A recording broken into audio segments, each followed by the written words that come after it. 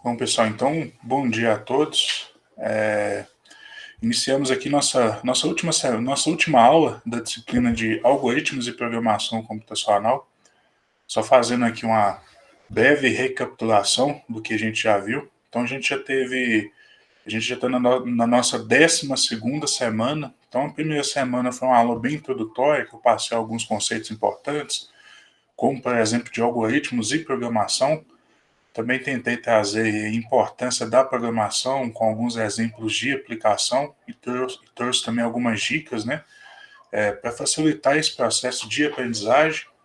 Aí na semana 2 a gente já começou com a parte prática, efetivamente, aprendendo a manipular objetos, variáveis e funções aí no Python. Inclusive a gente até aprendeu a criar nossas próprias funções. Aí depois, na semana 3 e na semana 4, a gente teve 2 semanas aí de condicional. Então a gente tentou abordar os temas mais relevantes aí de condicional. Lembrando que o essencial assim da programação, para dizer que sabe programar em um dado momento, tem que ter um conhecimento básico de operações de condição e operações de repetição. Então a gente teve 2 semanas aí de operação de repetição, que reconhecidamente é mais simples da gente entender, mais simples da gente implementar. Aí a partir da semana 5 aí, a gente partiu para o processo de repetição. Nós tivemos 3 aulas bem específicas de repetição, tentando abordar aí os elementos essenciais. Então a primeira aula foi uma visão geral. A segunda aula a gente se preocupou como que a gente acessa elementos em um loop. Aprendemos um conceito muito importante em programação, que é a indexação, que é acessar elementos em uma estrutura de dados como uma lista pela posição do elemento. Aí já na última aula a gente aprendeu a criar nossos próprios conjuntos de elementos aí dentro da feição espacial não, dentro da estrutura de dados que porventura a gente tem adotado. E aqui no Python a gente utilizou bastante lista, né? Aí depois dessas aulas introdutórias de repetição, foram 3 aulas seguidas, lembrando que repetição vem nos acompanhando e inclusive a gente vai utilizar na aula de hoje, é claro. Então a partir da aula 5, a gente tem visto aí processo de repetição o tempo todo. Mas aí na semana 8 e semana 9, a gente tratou sobre estruturas de dados. Então, no primeiro momento, a gente viu aquelas estruturas mais básicas, uma visão geral, mostrando assim os benefícios, as vantagens de cada uma. É sempre bom destacar aqui que provavelmente no Python a gente vai usar aí, uma lista, se for dados assim que a gente vai importar do Excel para fazer uma análise de dados, provavelmente a gente vai usar data frame da biblioteca Pandas ou então um array da biblioteca NumPy. Essas aí são as estruturas que a gente usa com mais frequência no Python, pelo menos nessa linha que eu tenho costume de trabalhar e que é semelhante de vocês, né? Que é resolvendo problemas aí das ciências agrárias, florestais e ambientais. Então a gente teve 2 aulas aí de estruturas de dados ou coleções, né?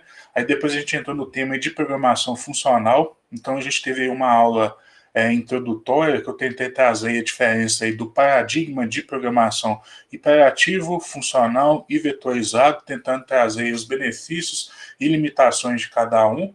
E é claro que a escolha vai depender muito aí de um aspecto pessoal e até mesmo de conhecimento. Então, provavelmente, a gente vai usar aquele paradigma que a gente se sente mais confortável e tem uma maior familiaridade. Mas eu fiz questão de trazer aí os benefícios e limitações, porque isso pode direcionar até, inclusive, em tentar aprender um pouco mais e aperfeiçoar em cada um desses paradigmas. E também é bom deixar claro que a programação não se restringe só a esses paradigmas. Aqui na disciplina eu nem tratei da orientação a objetos, que é um dos paradigmas mais utilizados aí atualmente. Então nós tivemos aí 2 aulas específicas aí do paradigma aí funcional, junto aí com o vetorizado. E aqui na disciplina a gente priorizou o imperativo, porque ele é mais transparente, ele é mais popular, e ele inclusive é até importante para a gente entender melhor como que funciona o funcional. E aí essa última aula é uma aula assim, é uma aula que não tem conteúdo novo, que a gente vai resolver alguns exemplos aí de aplicação. O primeiro deles vai ser, a gente vai implementar aí praticamente do zero um algoritmo muito simples, muito útil e extremamente robusto e eficaz de aprendizagem de máquina, que é o KNN.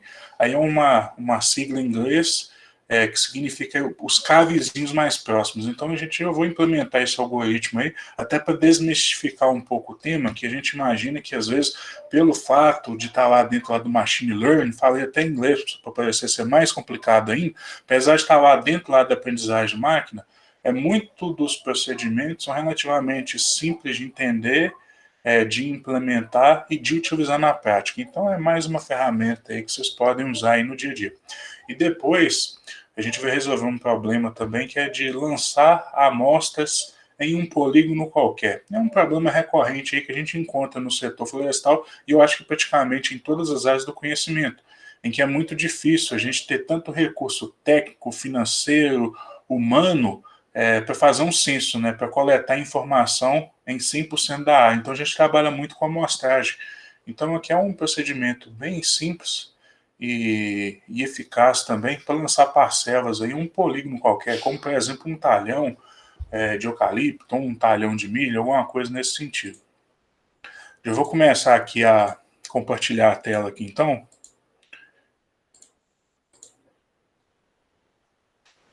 A gente vai começar com o de machine learning.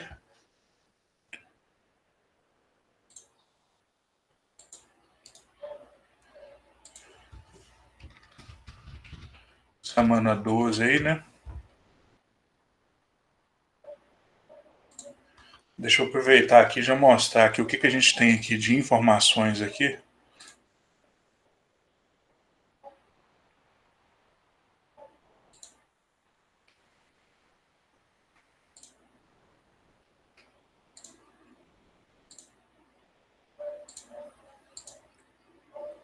Beleza, aqui está a base de dados aqui de classificação de espécies.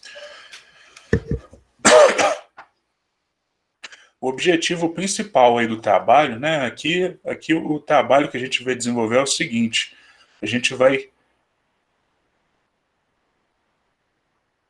classificar indivíduos, ou indivíduo, no nosso caso aqui vai ser só um indivíduo, mas a gente pode generalizar isso aí para indivíduos. Classificar indivíduos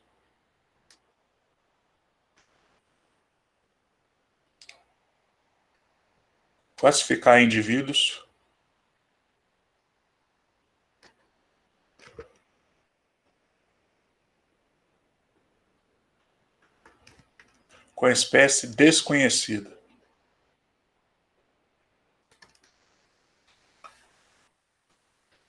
Então imagina que a gente tem a seguinte situação, né? A gente tem uma base de dados e lá eu tenho a classificação de espécie. Pode ser uma espécie florestal, uma espécie de gramínea, uma espécie de milho, mas o importante é isso. Então a gente já tem lá uma base de dados e lá tem informações, características, atributos relacionados a espécies específicas. Então a gente já tem uma referência. Então assim, de acordo com algumas características, a gente já consegue inferir qual espécie é. Aí aqui no nosso exemplo aqui é relativamente simples, ó. Aqui, ó, classificados. Esse aqui já são os classificados que eu tenho informação.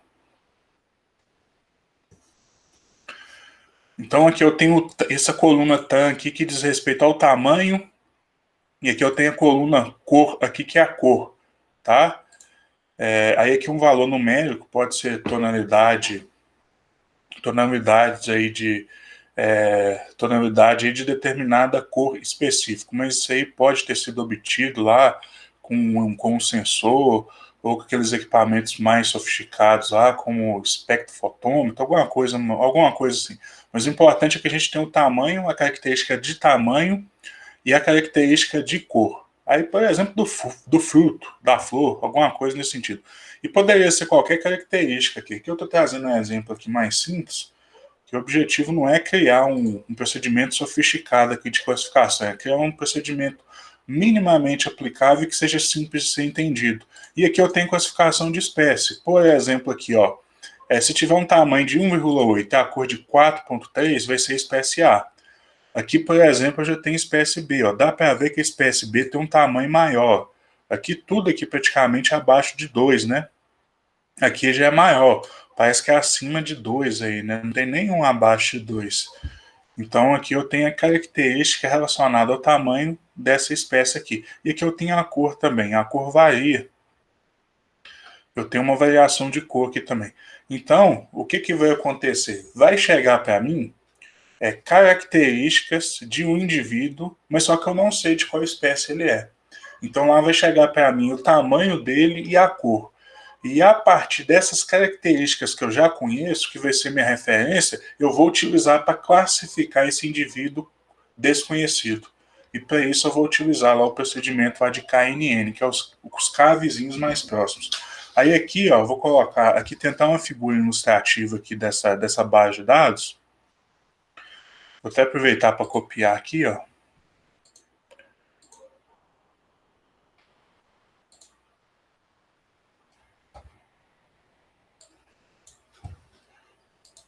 Deixa eu copiar aqui, deixa eu colar aqui no cantinho aqui.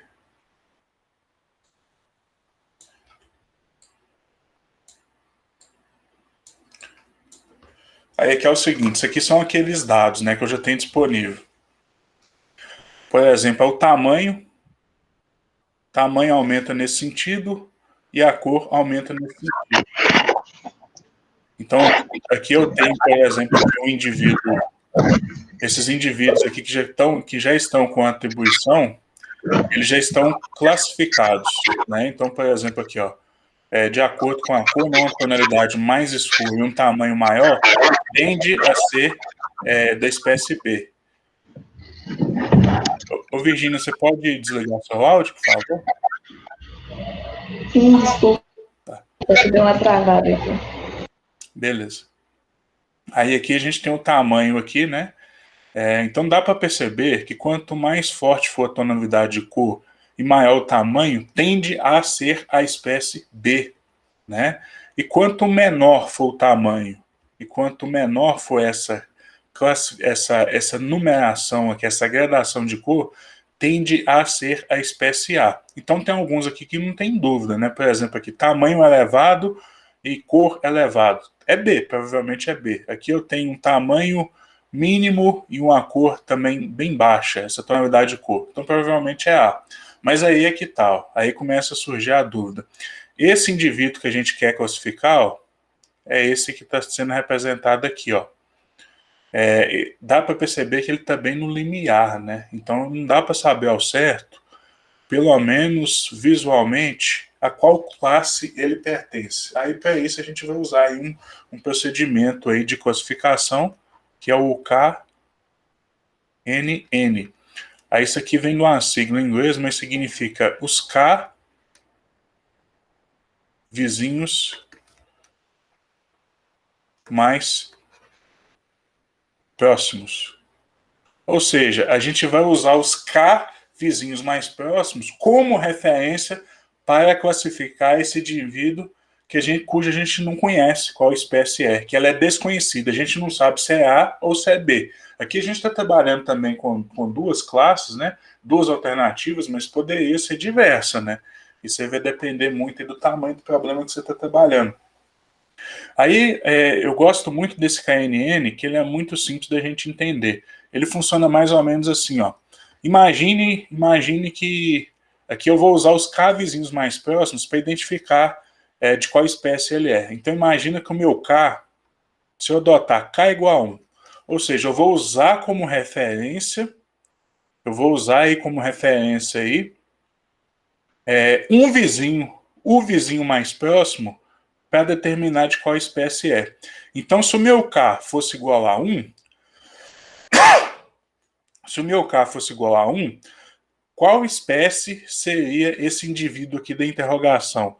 Aí aqui já está computado aqui, tá, gente? Aqui tem uma linhazinha representando aqui os 3 mais próximos, e aqui consultando lá, fiz uma consulta. Aqui visualmente não dá para ver muito bem, né? Mas fazendo uma consulta, se eu usar um vizinho, olha só, o vizinho mais próximo qual que é? O vizinho mais próximo é o B. Então, qual que vai ser minha conclusão? O K vizinho mais próximo. Quantos vizinhos? 1. Qual que é o mais próximo? É B. Não, então essa espécie é B. Olha só que simples, fácil de ser aplicado e funciona muito na prática, viu, gente? Isso é muito usado, esse algoritmo de aprendizagem de máquina é o KNN. Ah, mas vamos imaginar aqui, ó. Ah, não sei, né? Vamos aplicar aqui. E se o K for igual a 3? Ou seja, K vizinhos mais próximos. Vamos ver aqui quais são os 3 mais próximos? São esses aqui, ó. Ó.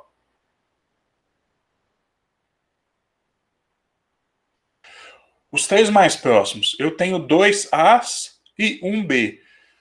Qual que é mais dominante? Qual que domina mais ali na proximidade? É o A, porque eu tenho 2 vizinhos mais próximos A e 1 vizinho mais próximo B. Então aqui, gente, eu já vou chegar à conclusão que é, na verdade, da espécie A. Tá? Então, assim, é muito... E aqui eu estou trazendo aqui um exemplo, um exemplo assim, seria assim, o caso mais complexo, né? Seria a situação mais complexa aí de você trabalhar, que é um indivíduo aqui bem na fronteira, né?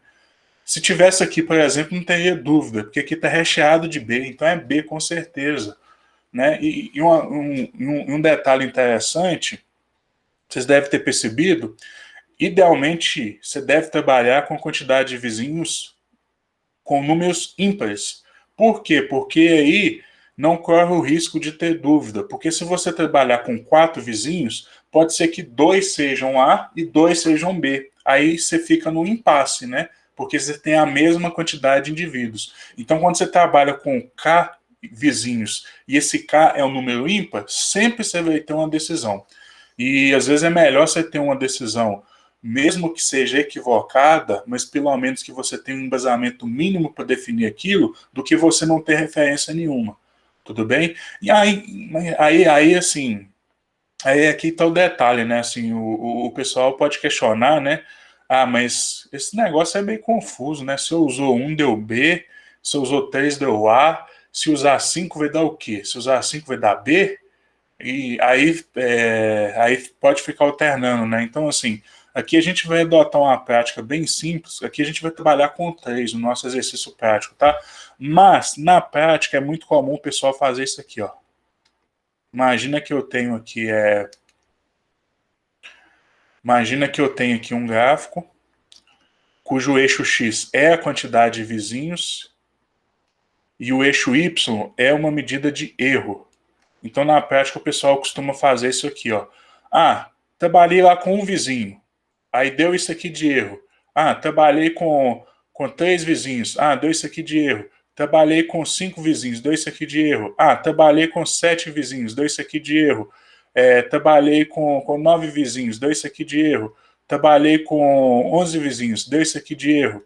Então, gente, você pode aumentar aí a quantidade de K e ver como que o erro se comporta. Sempre a gente opta pela situação em que o menor erro é obtido, tá bom?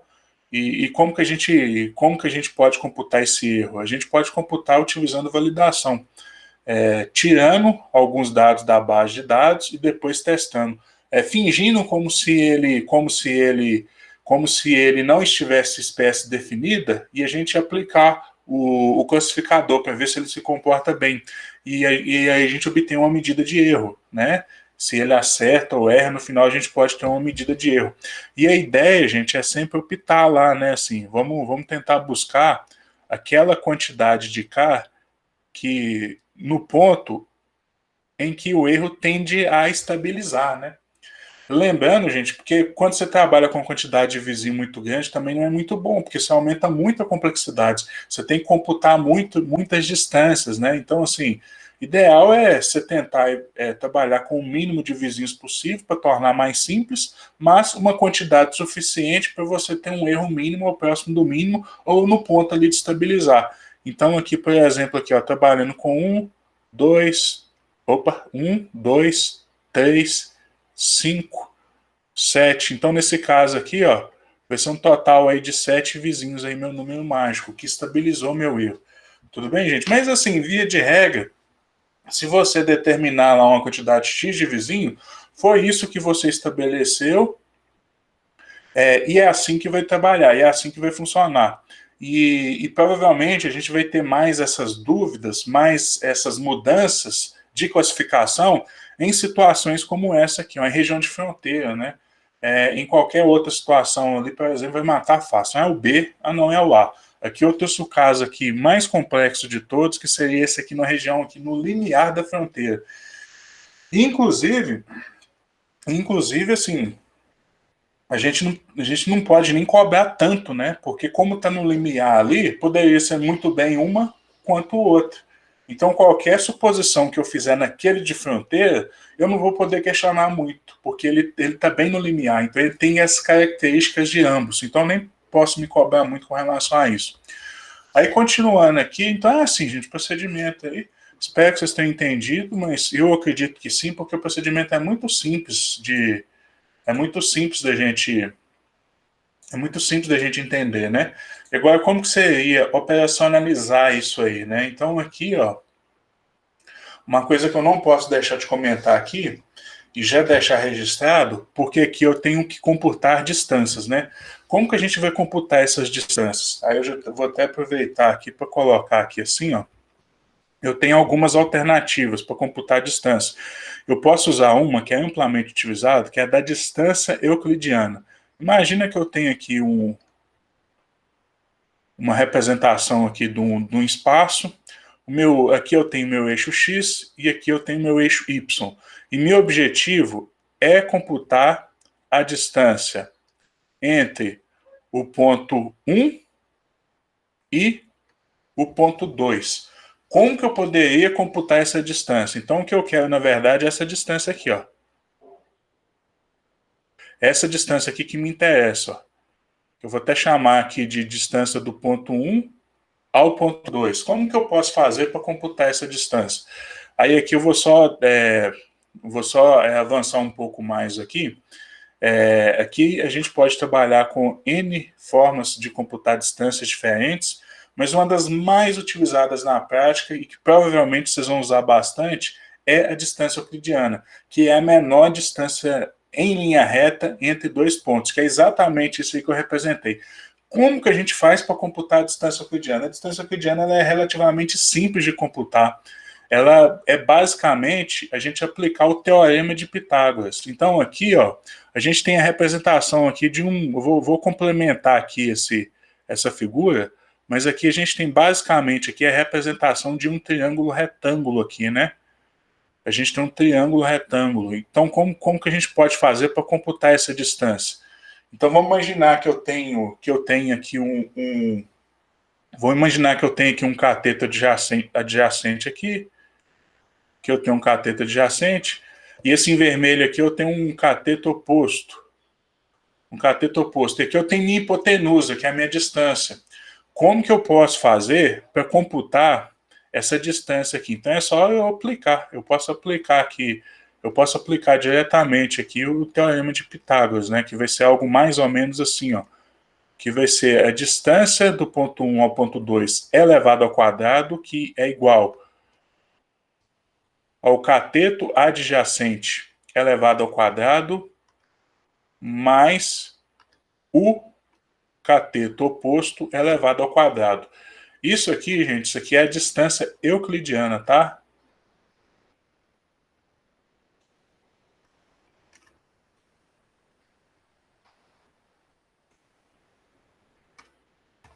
Distância importantíssima. Nas minhas disciplinas todas, geralmente eu comento sobre ela, porque em um dado momento a gente precisa executar um procedimento como esse aqui de computar a distância. É um dos mais usados, tá? A distância euclidiana. Guardem isso aí que provavelmente em um dado momento vocês podem precisar. Então aqui como que eu faço? Aqui eu já tenho minha representação. Como que eu faço para obter o comprimento, né? Então eu vou precisar aqui do comprimento do meu cateto adjacente. Olha, é só eu buscar aqui, ó. Como que eu faço para obter o comprimento do meu cateto adjacente? É só eu pegar, por exemplo, o X2 aqui, relacionado com o ponto 2, e subtrair pelo X1, que é o ponto relacionado aí com o X1. Então essa distância aqui, né, que é meu cateto adjacente, eu poderia computar assim, ó, X2 menos X1. E já o cateto oposto aqui, o cateto oposto também, ó, eu poderia computar aqui, ó, o y1, e eu tenho aqui também meu y2, né? Aí para me computar aqui meu cateto oposto, seria uma conta simples aqui também, ó. Seria y2 menos y1. Então tá aí computado aqui meu cateto oposto. Vamos desenvolver aqui essa fórmula aqui então. Então aqui eu tenho a minha distância do ponto 1 ao ponto 2 elevado ao quadrado. Como que eu posso... Aí eu posso substituir cateto oposto aqui, né? Que seria x2 menos x1 elevado ao quadrado. E aqui eu vou somar com o meu cateto oposto, que seria aqui y2 menos y1 elevado ao quadrado. Detalhe importante, gente, aqui não ia fazer diferença se fosse x1 menos x2, ou então inverter, né, y1 menos y2. Não ia fazer diferença, porque aqui eu tenho um valor elevado ao quadrado.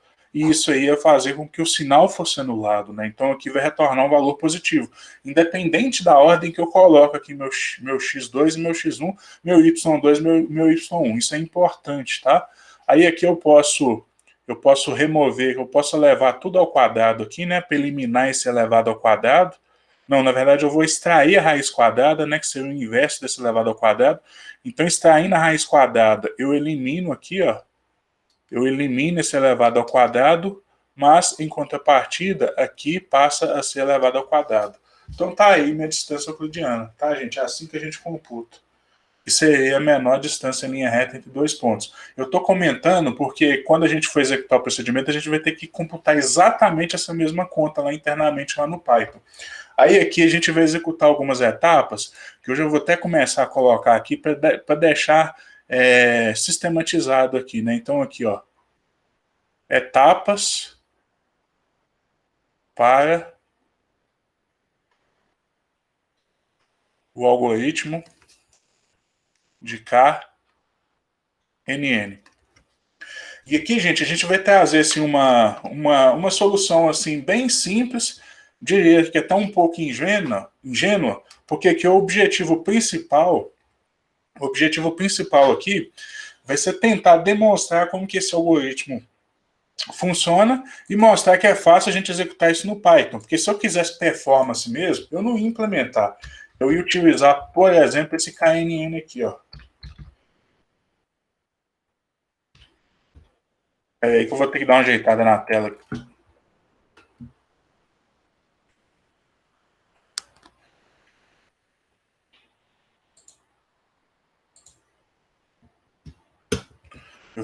Eu teria que usar esse KNN aqui, ó.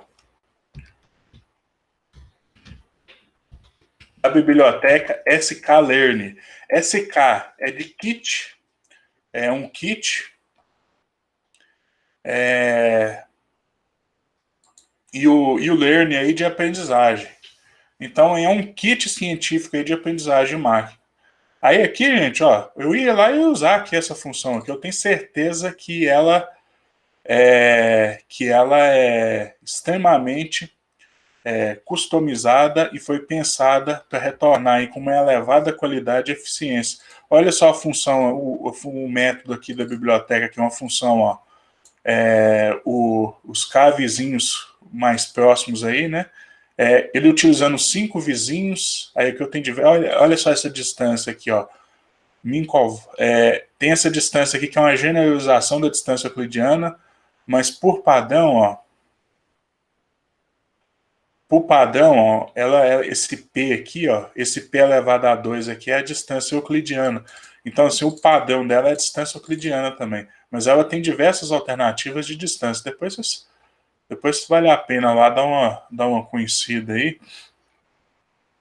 nessa função aqui. Mas a gente vai fazer uma implementação aqui, só que vai ser mais ingênua. Aí aqui a primeira coisa, eu já vou aqui abrir aqui o nosso Spider aqui na unidade C, lá no W64, vou abrir o nosso Spider, que é nosso ambiente de desenvolvimento. Enquanto vai abrindo aqui, eu acho que nossa primeira etapa, né, é importar esses dados de referência.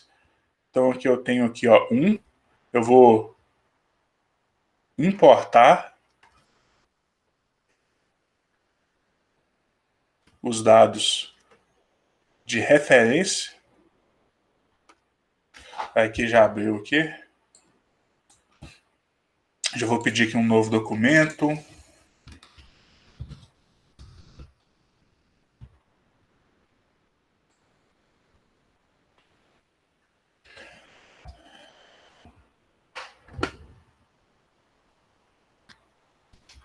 Já vou pedir aqui um novo documento.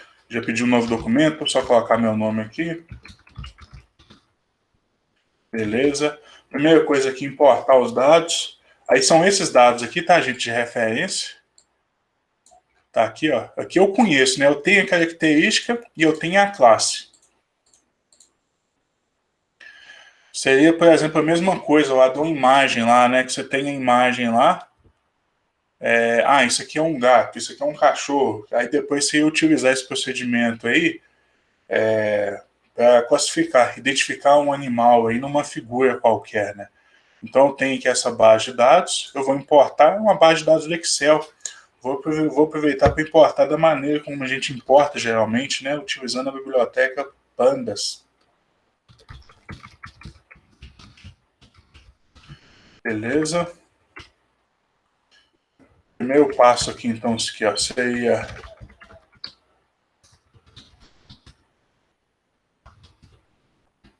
importar aqui a referência. Aí como que a gente pode importar? Vou chamar isso aqui de D de dados aqui. Vai ser pd.read Excel. Aí aqui eu vou aproveitar para colocar aqui o nome do arquivo aqui. Ó, eu geralmente faço assim, para o comando não ficar muito longo. R, abre aspas. Vou buscar aqui o diretório onde é que aqueles dados estão. Está aqui em dados, tabela. Está aqui, ó, classificados, espécie. Colei aqui, coloquei aqui a barra no final e vou até aproveitar para copiar o nome, para não ter erro de eu errar. Então vou vir aqui em renomear, ó. Renomeei, selecionei tudo aqui, copiei e vou colocar no final. Aí eu não tenho erro, né? Aqui não vai ter erro, eu não vou errar. Tem esse X a mais aqui, não precisa. Aqui eu tenho esse arquivo que eu vou colocar aqui para ler.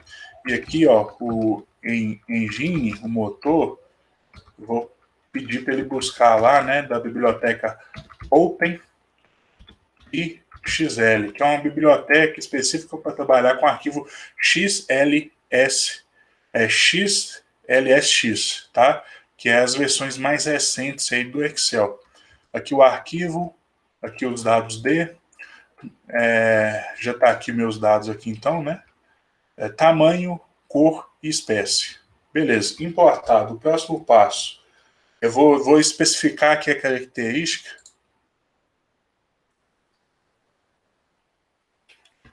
Vou especificar aqui a característica aqui, ó. Ó. Características do indivíduo de espécie desconhecida.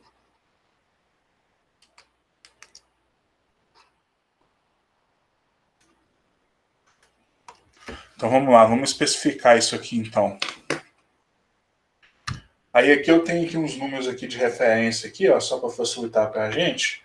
É um número qualquer, tá? Depois vocês podem até testar outros valores aqui, ó. Por exemplo, aqui um tamanho igual a 2.1.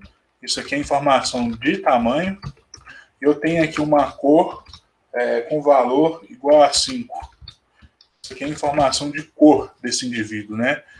Então, isso aqui seriam as características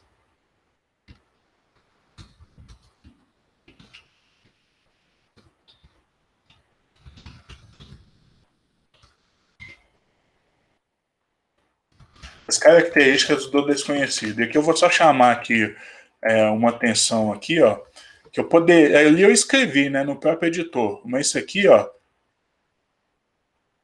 poderia ser de mais de um indivíduo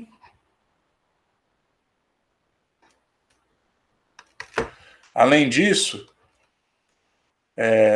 poderia essas informações poderiam estar armazenadas em uma planilha aí, ó, do Excel. Essas informações aí poderiam estar armazenadas aí na planilha do Excel. Aí o próximo passo aqui, eu vou estabelecer o número de vizinhos aqui, ó. O 3 aqui, ó. Número de vizinhos. Aquele parâmetro K, né? Vamos trabalhar com K igual a 3. Lembrando que o ideal, às vezes, é você tentar variar isso aí e identificar o quanto você está errando e o quanto você está acertando. Então, aqui, ó, determinar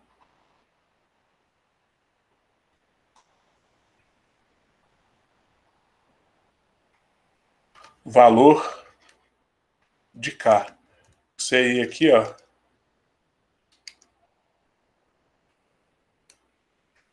o número de vizinhos. O próximo passo que eu vou trabalhar aqui vai ser computar as distâncias entre o desconhecido e os conhecidos. Passo 4.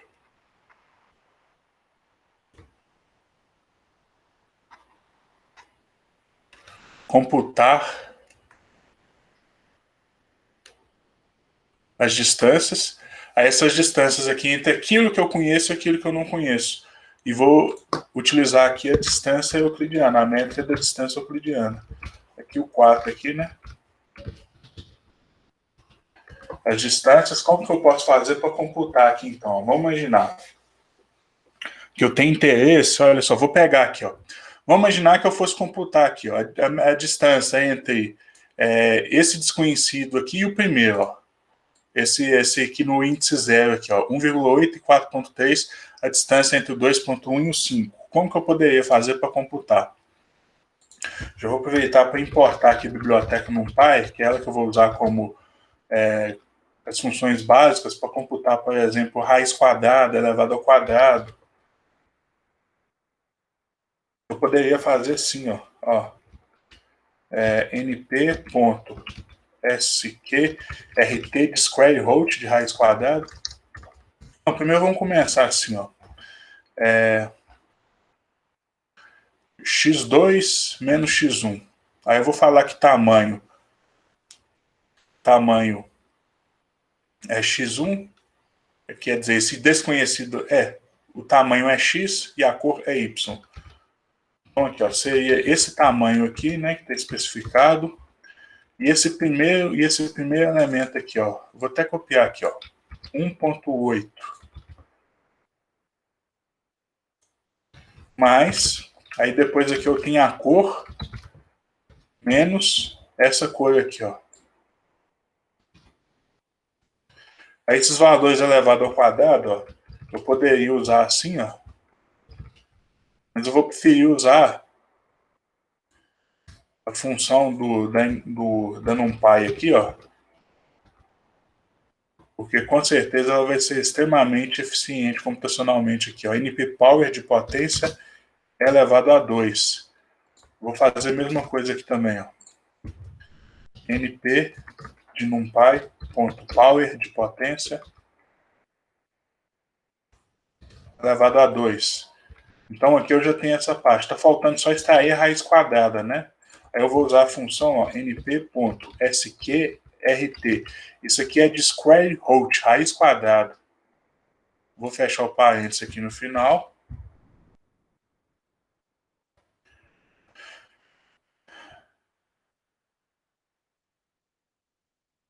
Então tá aí, ó, a distância seria isso aí. Aí, gente, às vezes a gente confunde, né? Pô, mas distância com tamanho e cor? A gente pode computar a distância com variáveis que não seja de localização, tá bom, gente? Isso é possível de ser feito, na verdade é muito comum de se fazer. Inclusive a métrica que o Facebook, que o Instagram te retorna, lá no feed de notícias, por exemplo, ele utiliza uma métrica de proximidade. Então ele tende a mostrar, isso quando ele não está fazendo nenhum experimento social, não. né? Mas ele tende a mostrar postagens de pessoas que a gente se sente mais semelhante. Como que ele computa essa semelhança, esse interesse? É no post que você curte, que você comenta, que você compartilha, ou então simplesmente você para, né? Porque às vezes no Facebook você tá lá, ó. Você tá lá só assim, ó. Aí quando alguma coisa te chama a atenção, você para e lê. Aquilo ali tá computado, viu? Então a gente fica imaginando, mesmo se você ficar igual uma coruja lá, sem compartilhar, sem comentar, e sem curtir nada, ele identifica lá que você parou e se interessou. Aí ele computa uma métrica de similaridade e ele tende a te mostrar, conteúdo com aquelas características, inclusive às vezes conteúdos com características opostas, porque aquilo que é semelhante, aquilo que é muito oposto, geralmente nos atrai, nos chama atenção, né? Seja para concordar, ou seja para criticar, olha só como isso aqui é idiota, aí seja lá e fica bravo, né? Então, e é assim que funciona, ele computa uma métrica lá de similaridade lá. Então a gente pode computar também, então a gente não precisa ficar restrito a apenas informação de localização. Tudo bem? E, inclusive, não pode ser até de mais de 2 variáveis. Poderia ter 5 variáveis, poderia ter 10 variáveis aqui, tá? Aqui eu estou trabalhando só com 2 aqui, mas poderia ser mais. Então aqui eu mostrei como que eu computaria essa distância aí, mas só que agora eu quero fazer o quê? Eu quero computar isso aqui, ó, para toda a minha base de dados, né? Não vou ficar fazendo isso manualmente. Eu posso fazer isso aqui até. Eu vou ter que computar a distância entre o primeiro elemento, entre o segundo elemento, entre o terceiro elemento, entre o quarto elemento. Opa, que carinha de loop, né? Aí aqui para facilitar, a gente vai vetorizar essa operação, tá? Para a gente não ficar computando loop desnecessariamente, loop explícitos desnecessariamente. Já vou aproveitar para vou aproveitar isso aqui que eu já tinha feito, ó, vou só fazer as devidas substituições. O tamanho não modifica. Aqui, em vez de eu copiar, aqui eu tinha copiado, né? Em vez de eu copiar, eu vou colocar essa coluna aqui, ó, que está lá nos meus dados, e essa coluna eu posso acessá-la pelo tamanho. Vou fazer a mesma coisa aqui. Aqui eu copiei, ó. Vou fazer ele acessar a coluna de cor. Tá aí. Computado aí para cada linha, né? Vetorizei a operação, ó. Aí, para ficar melhor ainda, o que eu vou fazer? Eu vou salvar essa distância aqui na minha base de dados. Ó. Vou chamar aqui de dist, de distância. Vou salvar aqui essa operação aqui na minha base de dados, criando uma nova coluna. Lembrem-se, né? Minha base de dados original aqui, eu tenho três colunas, né? Tamanho, cor, espécie. Vou adicionar mais uma coluna aqui, ó, que é a distância. A distância, o que é essa distância, gente? A distância do ponto desconhecido, que é esse aqui, ó, da característica da espécie desconhecida com essa minha referência. Então aqui eu tenho distância, ó. Já visualmente aqui já dá para identificando, ó. Ó, tem nada a ver com esse indivíduo, ó, bem parecido com esse indivíduo, ó. Nada a ver com esse indivíduo, ó, bem parecido com esse indivíduo. Então aí a gente já está computando aqui a distância.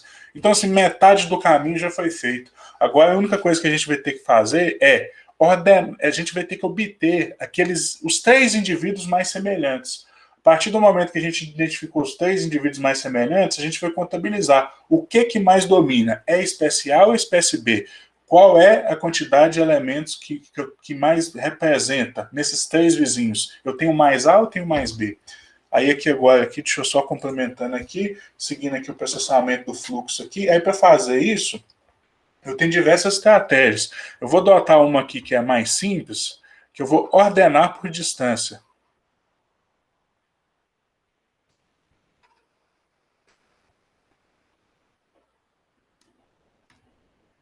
Vou ordenar por distância. Então tá aqui meu passo 5 aqui, ó.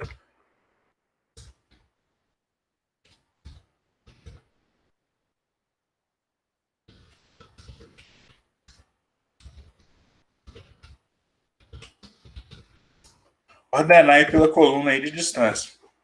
Aí a gente até aprendeu, já usamos aqui essa função aí de distância, é basicamente isso aqui, ó. D ponto. Inclusive a gente já aprendeu na prova, se precisou até mudar, né? Aqui por padrão ele ordena de forma crescente, do menor para o maior, que é o que a gente vai precisar. Mas você já até aprendeu a ordenar de forma decrescente, que ele tem um argumento, a função tem um argumento lá, é ascende lá, né, de ascendente, aí é só você colocar falso, colocando falso ele vai ser descendente, decrescente. Então aqui eu tenho a função aqui, ó, sort values, eu quero ordenar pelo quê? Por distância, pela coluna dist. Então aqui ele já tá me ordenando aqui, ó. Já matei a charada, né, gente? Tá aí, ó. Qual espécie que é? Os três vizinhos mais próximos é a espécie A. Já acabei com a graça, já acabei com a surpresa, um baita de um spoiler no meio do procedimento. Só que o que eu quero fazer? Eu quero minimizar a intervenção do ser humano. Então eu vou automatizar. Porque aqui eu olhei, ó. Selecionei aqui os três primeiros e olhei. Eu vou pedir para ele me contabilizar isso aí de forma automática, tá? Então, assim, esses passos adicionais aqui agora são apenas para formalizar, porque no final eu quero que ele me imprima. Eu não quero pensar em nada, eu não quero ficar olhando, eu não quero imprimir, porque às vezes essa base de dados é gigante, às vezes eu estou trabalhando, aqui eu estou trabalhando com 3 vizinhos, e se eu estivesse trabalhando com 60 vizinhos, ia ser completamente inviável ficar contando, né? 1, 2, 3, 4, 5, 6, B, 1, 2, 3, A, então ia ser inviável. Então aqui eu vou automatizar essa decisão, que com 3 vizinhos é muito fácil. Aqui eu já vou aproveitar, gente, que pelo fato dele ordenar, então aqui ele está com os índices, né, da minha data frame aqui no formato original. Então eu gosto de usar, eu gosto de pedir aqui para resetar esse índice, eu peço para eliminar, para não jogar.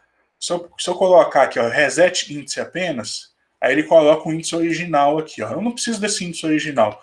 Então, além de resetar, eu vou pedir para ele dropar. Dropar quer dizer que ele vai eliminar. Então ele não vai adicionar como coluna, ele vai só simplesmente reiniciar esse índice aqui da minha data frame. Eu estou fazendo isso porque depois eu vou filtrar pelos 3 primeiros elementos, né? Pronto, resetou meu índice, agora está 0, 1 e está ordenado bonitinho aqui, ó, os mais próximos continuam lá.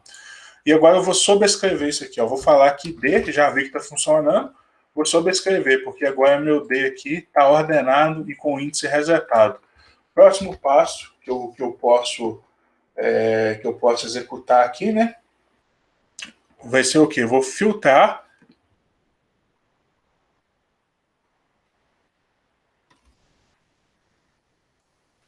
Oscar vizinhos mais próximos. Então aqui, ó, eu vou isolar no passo 6 aqui, ó, eu vou isolar meus K vizinhos mais próximos.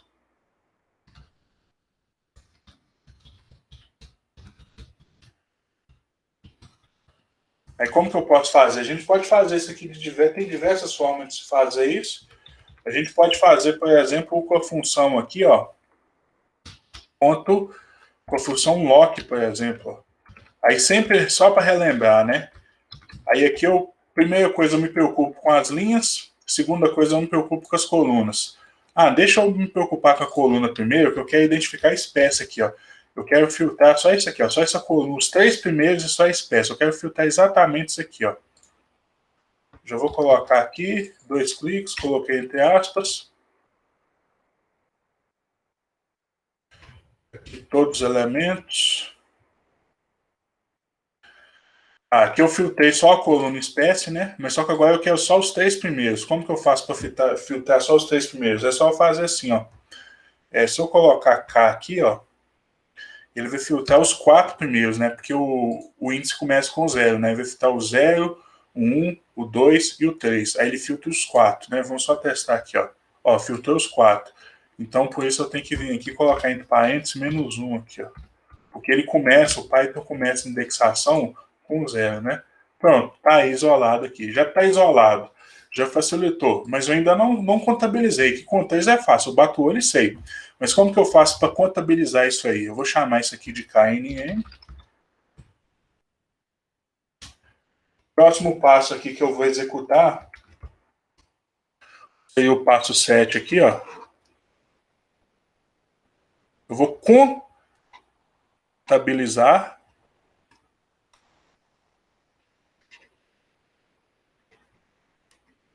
a frequência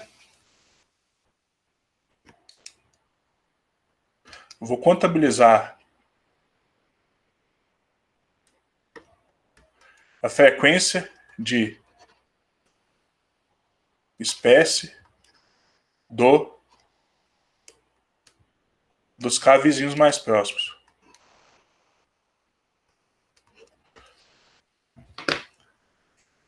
Aí aqui existe uma infinidade de formas de fazer isso aqui também. Eu sempre gosto de chamar a atenção, tá, gente? Eu tenho a frequência.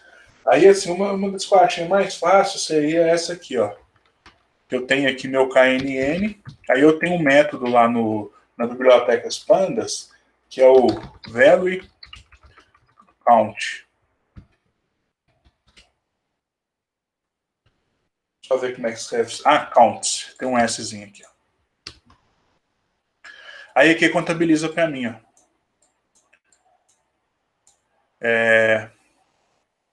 Eu tenho 2 de A e 1 de B. Mas ainda não estou satisfeito. Eu quero que ele imprima para mim qual espécie que é. Fala para mim qual espécie que é. Eu quero que ele imprima no final das contas aqui.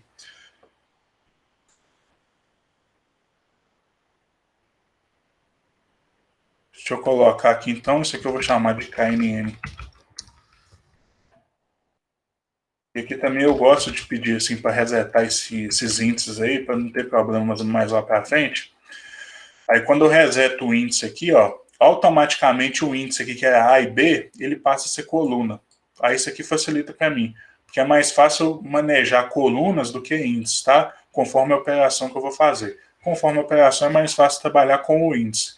Aqui vai ser mais fácil trabalhar com coluna. Então eu dei um reset para o índice, né? O índice da matriz, o índice dessa data frame, que é A e B aqui, ele passar a ser uma coluna. Eu vou chamar essa base de dados aqui, ó, de KNN, underline, frac de frequência. Aí agora aqui a gente vai para o passo 8. Deixa eu já deixar aqui salvo aqui, né? O passo 8 já está no final aqui, né? Passo 8 aqui a gente vai identificar a espécie com maior frequência.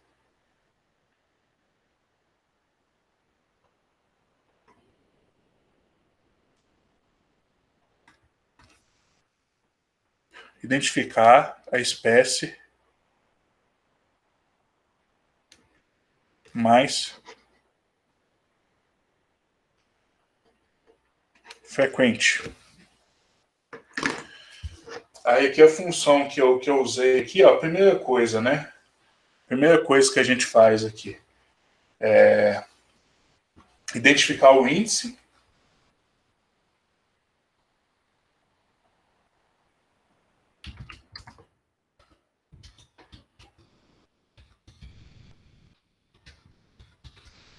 A gente pode identificar o índice aqui, por exemplo, aqui, ó, nessa base de dados, focando apenas na coluna espécie aqui, ó.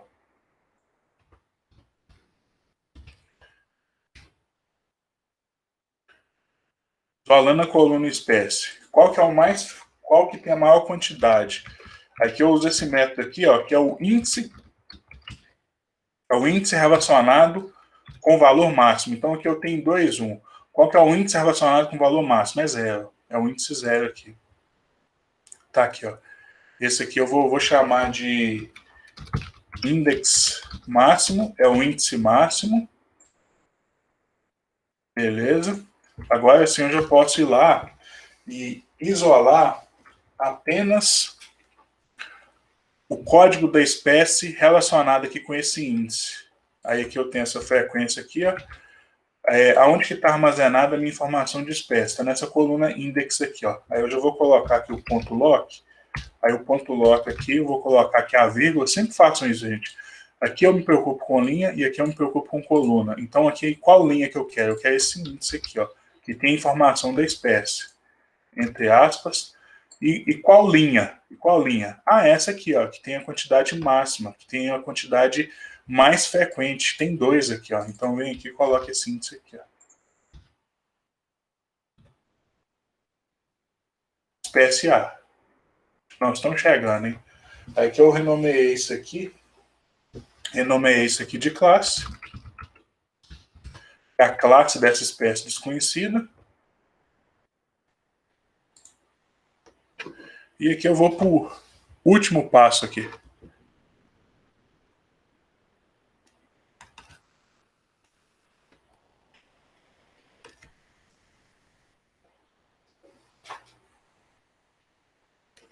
Imprimir na tela o indivíduo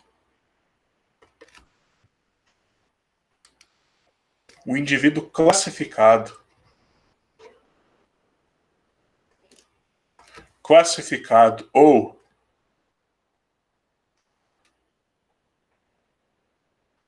com a espécie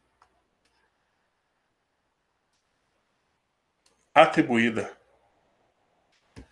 Com a espécie descoberta, agora já não é mais conhecido. Aí que eu vou só colocar aqui, né? O passo 9 aqui. Poderia armazenar esse resultado, né? Imagine que eu tenho que classificar diversos. Eu poderia armazenar isso numa lista e depois salvar isso aqui numa planilha do Excel. Aí aqui eu vou colocar um print aqui, né? A espécie do indivíduo desconhecido é. Isso aí baseando-se no KNN, né? Então a espécie do indivíduo desconhecido é.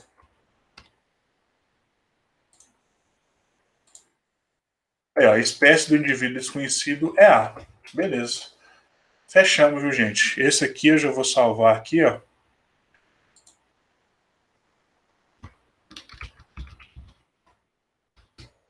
Semana 12. O KNN. Aplicação aí KNN.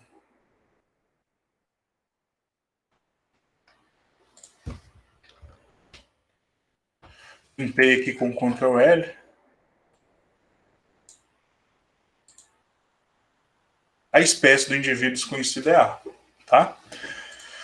Aí, como eu comentei, gente, depois se vocês quiserem, pode fazer adaptações para isso aqui receber vários indivíduos, né? Para classificar vários indivíduos de uma vez. Se precisar fazer na prática mesmo, a função está aqui, ó. sklearn, de aprendizagem de máquina. Inclusive aqui, ó, nesse Spider aqui, ó, que vocês instalam através do InPython, ele já vem com sklearn, tá? Então já está importado da biblioteca, pode usar e pode aplicar na vida real. Aqui a gente só trouxe aqui só para trazer um exemplo de aplicação, desmistificar um pouco as estratégias de aprendizagem de máquina, que pode ser mais simples do que a gente supõe. E é isso. Vamos para outra parte aqui, então? Vamos aproveitar, vamos fazer um intervalo de 5 minutos, aí a gente vai para o próximo exemplo de aplicação, que é lançar parcelas em um polígono de referência. 5 minutinhos. Então agora aqui vai dar 8h28, vai dar 8h29, 8h34 a gente retorna, tá bom?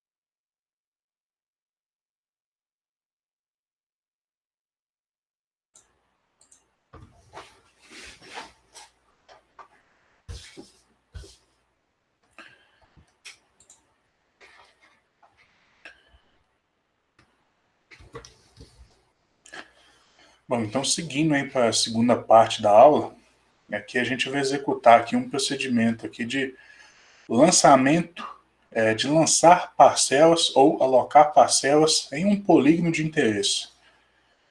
Lembrando que esse tema é muito relevante, que provavelmente é difícil da gente obter o censo, né, obter a informação de 100% da área, ou porque fica muito caro, ou porque demora muito tempo, ou porque a gente não tem recurso técnico e nem humano para isso. Então a gente trabalha bastante com a amostragem, né, que é tentar buscar aí uma amostra representativa aí da população. E a partir disso a gente toma nossas decisões a partir dos resultados encontrados nessas amostras. Aí aqui, ó, antes da gente ir para o Python de fato, eu vou até criar aqui uma nova aba aqui no quadro. E aqui a outra parte da aula é alocar amostras em um polígono. Aí esse polígono aí pode representar a área de interesse. Seja um talhão, ou uma unidade produtiva, ou uma fazenda, ou um projeto. Aí aqui eu só abri aqui o software QGIS rapidamente, é só para ficar mais fácil mostrar aqui nossas feições espaciais. O que a gente tem de base de dados aqui, ó? A gente tem basicamente... Vou até apagar isso aqui, porque isso aqui foi teste. Aqui a gente tem basicamente aqui uma feição espacial aqui de polígono, o polígono do talhão. Eu tenho mais de um talhão, inclusive. E esse aqui é um arquivo do tipo shapefile. É muito comum para armazenar feições espaciais. De todos esses aqui, o mais importante é o SHP, mas é importante ressaltar que se a gente for utilizar isso aqui, a gente tem que se preocupar em copiar todos esses arquivos, que na verdade o arquivo shapefile, ele tem então uma característica diferente do que a gente está habituado, que você pega, por exemplo, um arquivo do Excel, é um arquivo único. O Word, está lá um arquivo único, um docx único. O shapefile ele é composto por mais de um arquivo, então a gente tem que se preocupar em salvar, copiar todos esses arquivos aqui. Sendo que o principal aqui é o SHP, uma extensão DBF que armazena as características, a tabela de características. Eu tenho esse SHX que faz o link entre esse SHP e o DBF, eu tenho esse PRJ aqui que ele armazena informação de referência espacial, mas eu não quero entrar em detalhe, porque isso aqui está mais relacionado com a disciplina de geoprocessamento. Quem já fez já deve estar entendendo muito bem. Quem não fez, pode ter certeza que a gente vai aprender a trabalhar muito com esse tipo de arquivo. E aqui eu vou só abrir ele aqui no software QGIS, que é um software livre aí de geoprocessamento. Vou adicionar esses dados aqui então, ó. No canto superior direito, vou adicionar esse dado vetorial, esse arquivo shapefile. Aqui ele já foi no caminho certinho, né, que eu já tinha testado antes. E vou importar esse SHP aqui, ó. Então tá aí. Isso aqui são polígonos, tá, gente? Isso aqui eu fui lá num plantio florestal aqui da região, só de curiosidade aqui, Web Quick Map Services. Vou colocar uma imagem do Google aqui, ó. Vou colocar botão direito, vou colocar uma pequena transparência aqui. Deixa eu colocar aqui uma cor mais forte aqui, um vermelho. Vou colocar uma transparência aqui.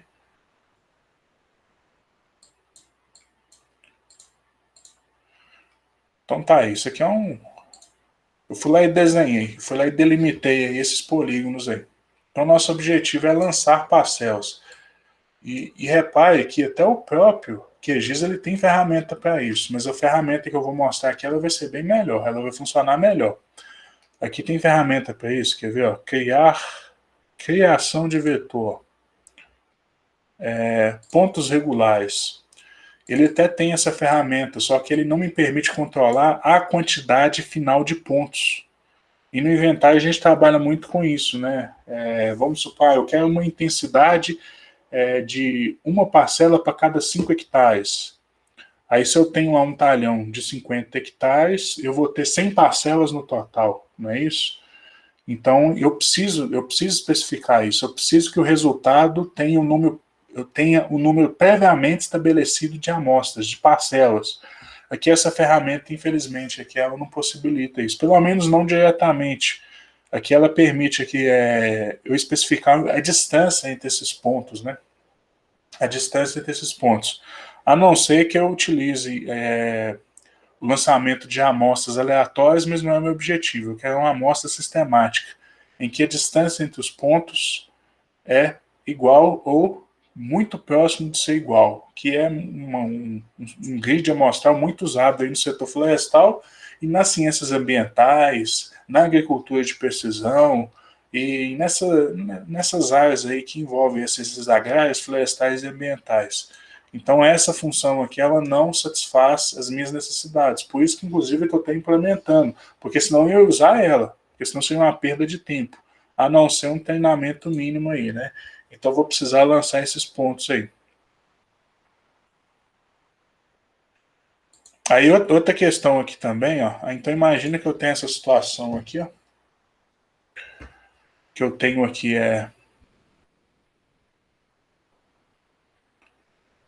que eu tenho talhão 1, aqui eu tenho talhão 2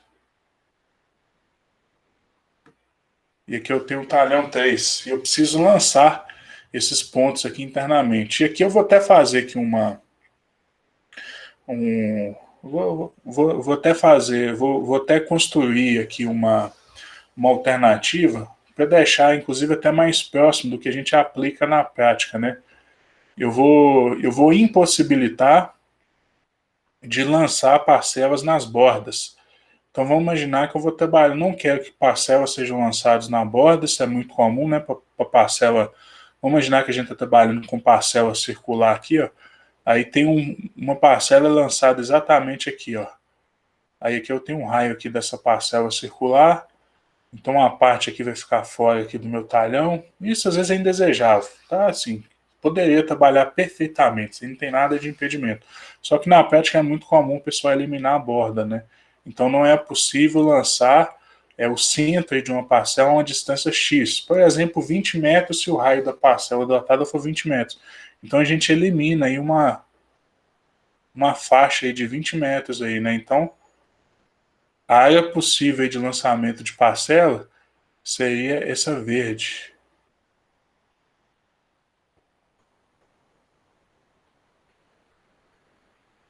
Só seria possível lançar parcelas aí. Aí, a partir disso, a gente vai lá e lança as parcelas aí igualmente distribuídas.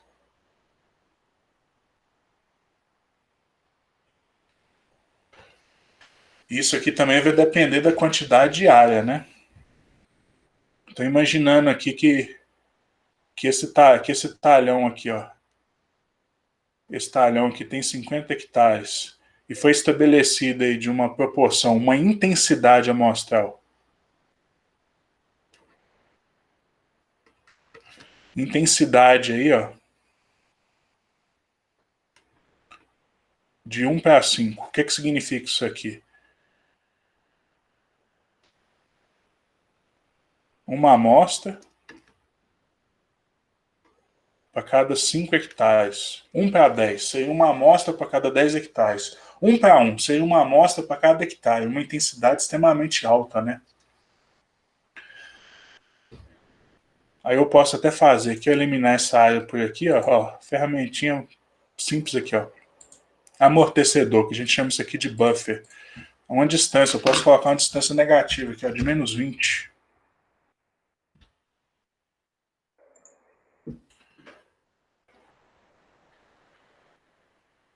Então, só medindo aqui a distância, né?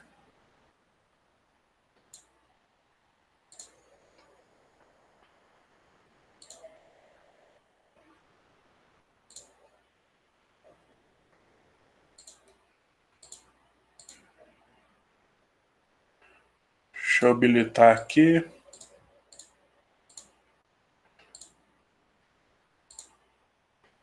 Aí, ó, aproximadamente...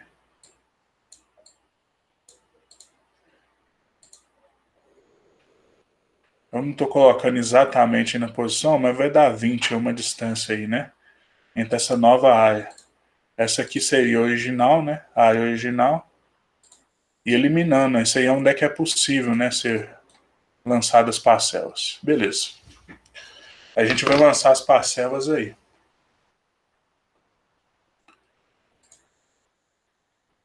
Deixa eu abrir aqui um novo documento aqui do Python.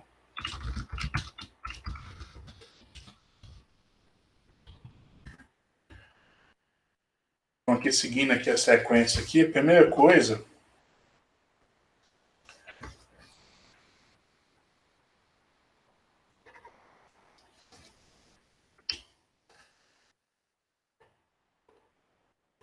As etapas necessárias aqui. Primeira coisa vai ser importar essa feição espacial lá para dentro do Python.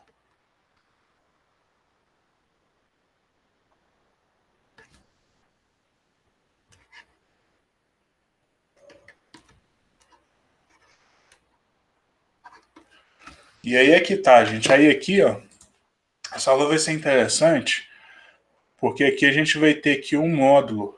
Aqui tem um módulozinho aqui desenvolvido. Tá aqui, ó. Esse módulo aqui eu desenvolvi, ó. Botão direito. Na verdade, gente, não é grandes coisas não, tá? Assim, na verdade é um arquivo do Python em que a gente cria funções, aí depois a gente pode importar essas funções em um outro script, em um outro arquivo do Python. A gente pode chamar isso aqui de módulo. Seria uma biblioteca bem simplificada, tá? Então, olha só aqui, módulo espacial. O que é que tem nesse módulo espacial aqui, ó? Vou pedir para editar aqui no Notepad++, que é um editor de texto, como um bloco de notas qualquer. Aí aqui tem essa ferramentinha, que inclusive aqui, ó, desenvolvida até ontem, né? Na verdade, eu já tinha feito, mas eu reuni e agrupei isso aqui ontem. Aqui tem as bibliotecas que precisam. Olha só o que tem esse módulo aqui, ó. Ele tem uma função que lê o arquivo shapefile, tá? Aí aqui é o detalhe, olha a abstração da função. Não se preocupe com esse arquivo, eu estou só mostrando de curiosidade. Ah, como que faz para ler? Ah, tá aqui a função read SHP. Ela tem que importar a feição espacial no formato shapefile. Aqui tem os parâmetros de entrada, que é o caminho do tipo string do arquivo. Aqui tem o nome do campo de interesse para importação. O que ele gera de resultado? Ó? Gera uma lista de feições no formato shapefile, para me trabalhar lá no Python. Uma lista de identificadores, que é o código de cada talhão. E aqui o sistema de referência espacial. Não precisa se preocupar com nada disso. Aqui está a forma com que ele é importado. Aqui eu tenho uma função para escrever, porque depois que eu gerar os pontos, eu quero exportar isso aí. Porque depois eu quero usar lá no próprio QGIS, ou eu quero importar isso aí num GPS, no GNSS, para me navegar até esses pontos. Mas a função está aí, ó. Função um pouquinho maior. E aqui eu tenho aqui, ó, uma ferramenta para lançar amostra aleatória. Como que faz para lançar uma amostra aleatória? Está aqui, ó, um algoritmo simplesinho que eu desenvolvi que funciona bem. E aqui a amostra retangular, que é a amostra sistemática lá, igualmente espaçada. Está aqui desenvolvida também, ó. Tá a função. Então, assim, isso aqui é um módulo, gente. É como se fosse uma pequena biblioteca do Python em que eu tenho 4 funções. Eu tenho uma função que lê shapefile, eu tenho uma função que escreve shapefile, que são meus dados espaciais, né? Eu tenho uma função aqui que lança a amostra aleatória, que é muito comum também, e eu tenho função aqui que lança a amostra regular, né, ou retangular, igualmente espaçada. Esse é meu módulo. Então, vou até fechar ele aqui, ó. Como que eu faço para importar esse módulo? Vamos lá para o Python aqui agora.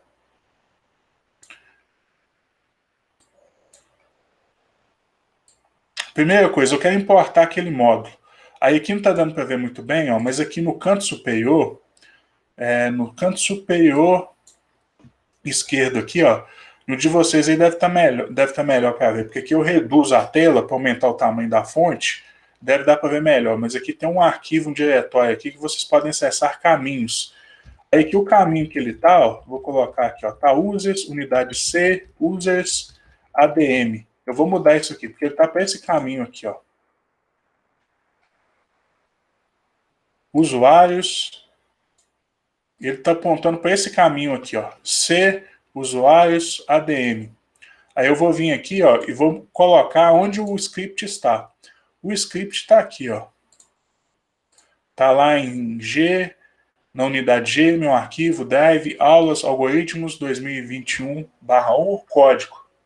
É exatamente aqui, ó. Meu módulo está aqui, ó. Aí eu vou fazer o quê? Eu vou mudar para esse caminho. Eu vou voltar aqui no Python. Tá lá meu drive, aulas, algoritmos, aqui 2021, código tá aqui. Vou mudar para aqui. Vou selecionar essa pasta. Pronto, tá modificado. Porque agora eu posso fazer assim, ó. Import, módulo, underline, espacial. Já até reconheceu ali, né? Pronto, está importado aí meu módulo espacial. Ah, detalhe, eu vou pedir para reiniciar o kernel aqui, porque a gente está começando um exercício novo, né? Vou pedir para reiniciar, porque a gente começa do zero, para nenhum processamento que a gente executou anteriormente afetar o nosso processamento atual. Vou importar de novo. Só que esse nome está muito comprido, né?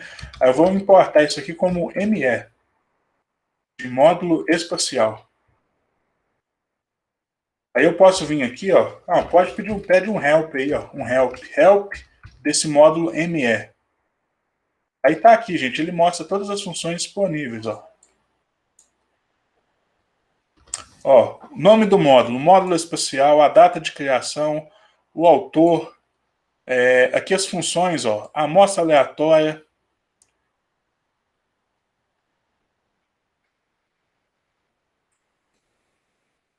escrever funções, tá tudo aí, ó, tá escrever,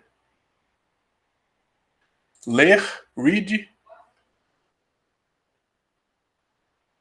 amostra retangular e a amostra aleatória. Aí eu posso acessar individualmente, ó, por exemplo aqui, ó, vamos ver o help da amostra, ponto, a read, SHP, executei, tá aqui, ó, isso aqui é só o help dela, ó. É uma função, olha só, para importar feição espacial no formato shapefile, o que ele entra de entrada? O caminho do arquivo SHP, ó, de extensão SHP, aqui o identificador do campo de interesse, eu vou usar isso aqui, ó, o código do talhão, abrir tabela de atributos, eu vou usar esse depo aqui, ó, que é o código do talhão, é o identificador do talhão, que inclusive eu tenho até a área aqui do talhão aqui, ó. Esses são os parâmetros aí de entrada, né? E o que ele retorna? Retorna uma lista com cada um dos polígonos, com o identificador de cada dos polígonos e o sistema de referência espacial. Então vamos executar aqui. Então, a primeira coisa é importar. Aí vamos usar essa biblioteca read. Aqui essa função retorna três coisas. Ela retorna, por exemplo, na primeira coisa eu vou colocar o arquivo aqui SHP, né? O arquivo SHP. Mesma coisa que a gente fez no Excel, ó. Aqui, aonde que está esse raio desse arquivo? Está aqui, ó. Dados, geom.pool, está aqui, é esse aqui que eu quero. Aí eu vou copiar aqui o diretório, vou colocar aqui uma barra invertida aqui no final, para salvar esse nome, vou até copiar, tem que ser o SHP aqui, ó. Renomear, copiar.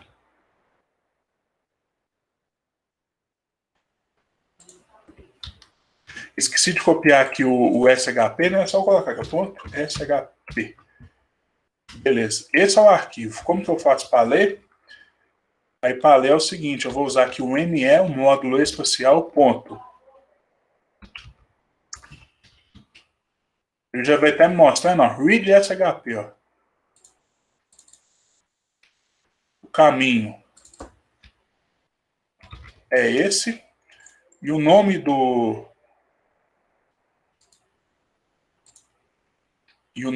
identificador é o ID_pool.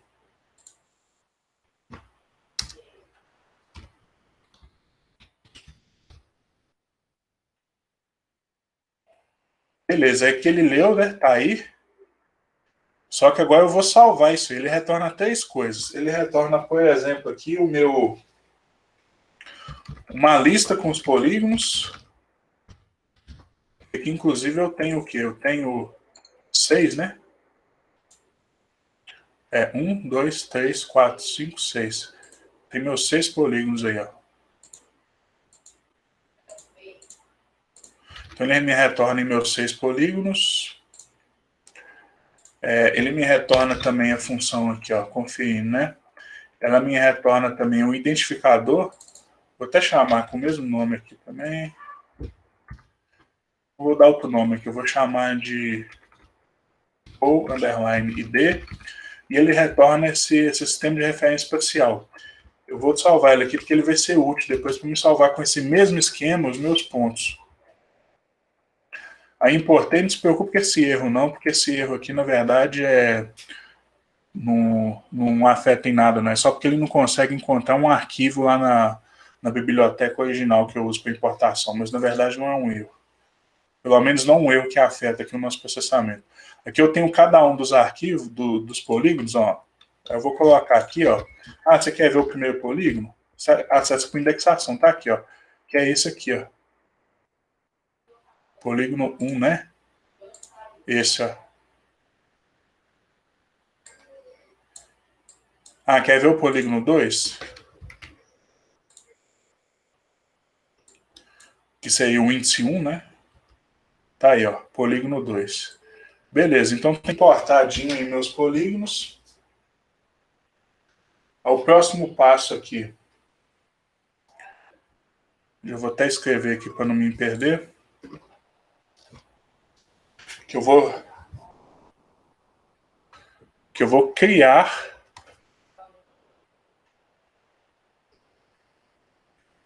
a região permitida para amostras. Ou seja, eu vou evitar a borda, né? Eu vou usar essa mesma ferramenta que foi aplicada aqui, ó, essa bordeada aqui, ó. Aí lá no Python também eu tenho essa ferramenta também, que é uma ferramenta muito simples, muito comum, que ele chama de amortecedor aqui, mas a tradução seria buffer, né, para o inglês. Então eu posso até fazer um loopzinho aqui, bem simples aqui, ó.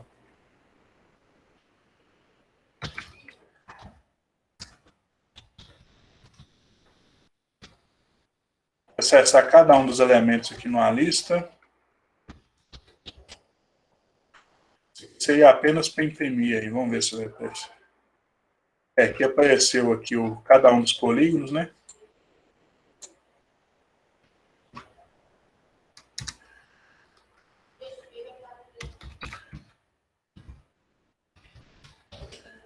Seria para dar aquele buffer negativo lá de 20 metros.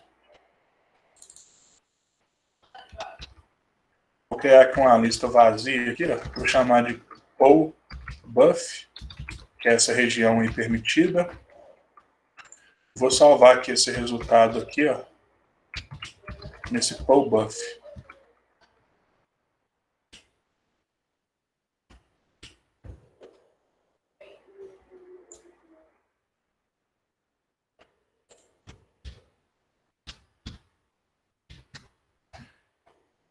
Aí pode até observar que não vai dar para ver direito aqui, mas ele já está com essa área aqui reduzida. Não dá para ver muito bem, mas ele está com a área reduzida aí já. Cada um dos polígonos, né? Esse aqui eu acho que vai dar para... Quer ver? Ó, vamos ver aqui o original. Esse aí é o original. Acho que aqui dá para ver aqui, ó. Olha só que a diferença aqui nessas extremidades aqui fica claro que já foi removido aí essa bordinha, né? Olha só essa extremidade aqui, ó. Aqui tá mais retangular, né? E aqui já tá fininho, porque ele já removeu lá aquela borda. Então tá aí, eu já criei aqui minha região aqui.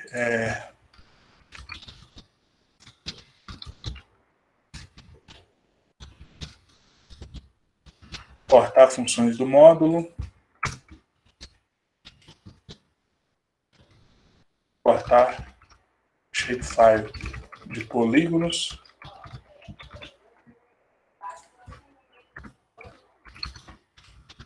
Gerar áreas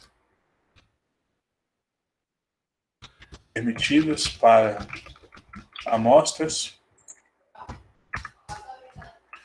Agora sim eu vou lançar minhas amostras aqui.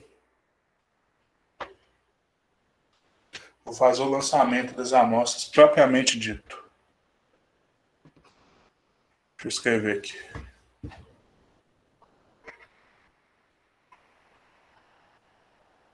Alocar amostras. Que é basicamente lançar, né?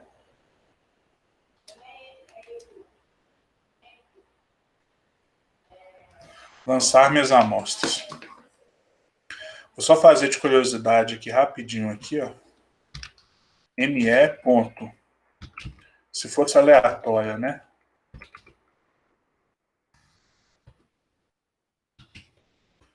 Amostra aleatória. Polígono, seria esse buffer aqui. Número de pontos. Ah, vamos estabelecer o número de pontos? Como que a gente pode especificar o número de pontos? Isso aqui é importante, né? Eu tenho que, antes de alocar as amostras aqui, ó. Antes de alocar as amostras, eu tenho que identificar aqui o número de pontos.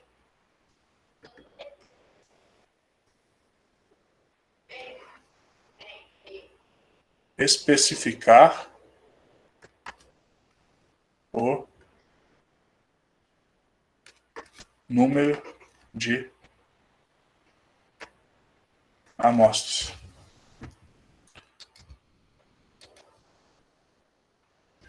Aí aqui é o seguinte, gente, assim, existem diversas estratégias para fazer isso também, inclusive baseando-se na variabilidade do evento, mas aqui a gente não tem informação prévia nenhuma. Então aqui a gente vai lançar a parcela de acordo com uma intensidade previamente definida. Aqui, por exemplo, aqui, ó,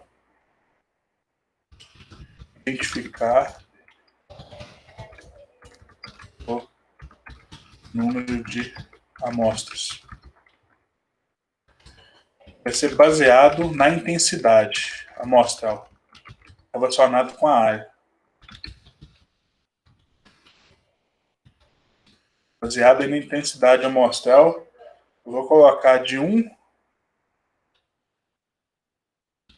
a 5. Ou uma amostra a cada 5 hectares. Aí vamos ver quantas parcelas vai ser necessário, então. Aqui eu posso contabilizar aqui, ó. Qual que é a minha área total? Minha área total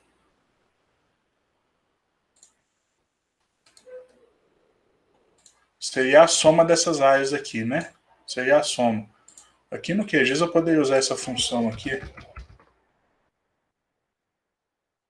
Poderia usar essa função aqui, ó. Ele me retorna a área total, que é a soma. 540 hectares. Aí eu vou aproveitar para computar agora essa informação aqui no... Ou eu busco da tabela de atributos, mas eu posso computar, porque aquela tabela ela pode ter equivocado. Aí eu vou pedir auxílio dessa biblioteca aqui, ó. Import Shapefile ponto geometria dessa biblioteca aqui, eu vou importar aqui, ó.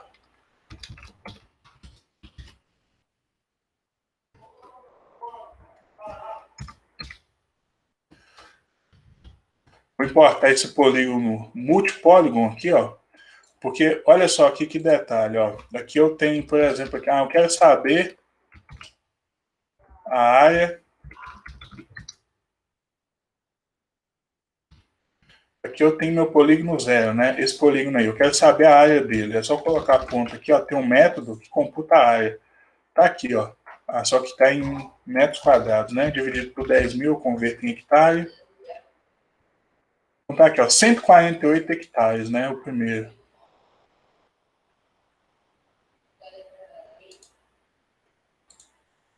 (148,78), tá? Mas só que se eu quiser computar de todos de uma vez, aí ele vai me dar um erro, porque isso aqui está armazenado em múltiplos polígonos. Aí eu posso converter isso aqui, ó, em um polígono único múltiplo. Multi é igual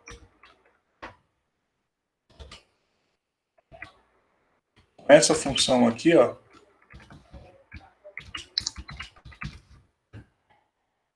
Eu converto essa lista em um polígono único.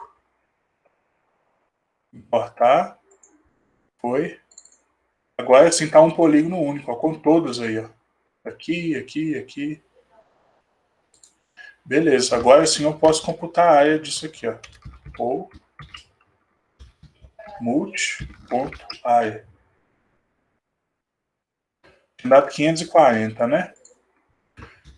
Dividido aqui por 10.000.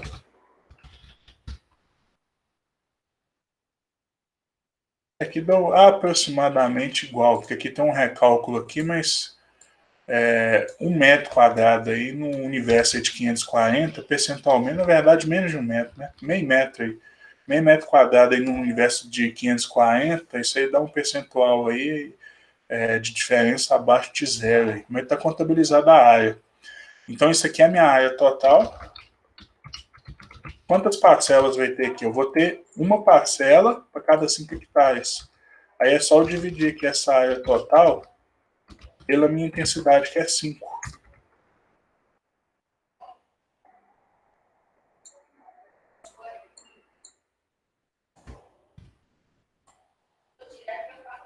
Ou seja, 107. Aí eu posso até converter isso aqui para inteiro. Vou importar aqui a biblioteca aqui, ó. Import numpy snp. Eu vou usar uma função aqui para arredondar para cima essa informação aqui, ó. Porque se eu usar isso aqui, ó, converter para inteiro isso aí, porque não tem assim, não vai ter essa 0,1 parcela, né? Convertendo aqui inteiro isso aqui, ó. Por que eu não vou usar essa função? Porque ela é redonda para baixo, né? É só usar aqui, se eu não me engano, acho que é o flow.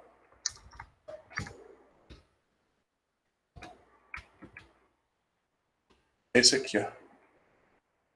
Ele é redonda para cima, e joga para cima, né? Não.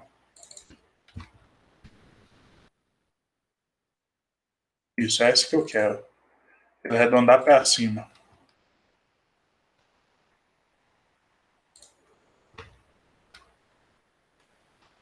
Então isso aqui seria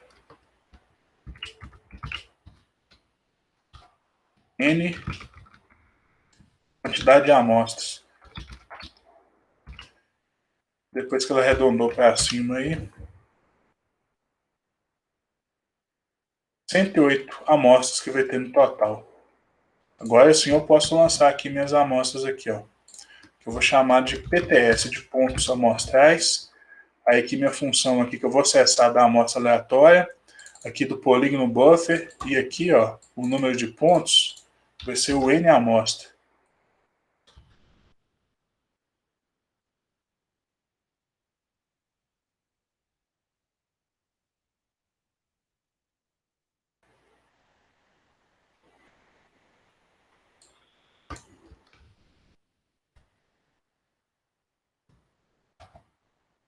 Deixa eu só converter aqui isso aqui em múltiplo também.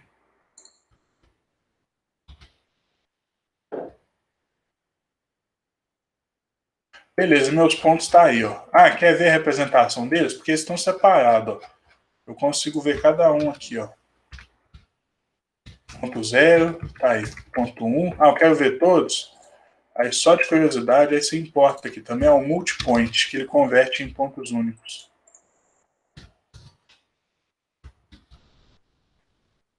Multipoint.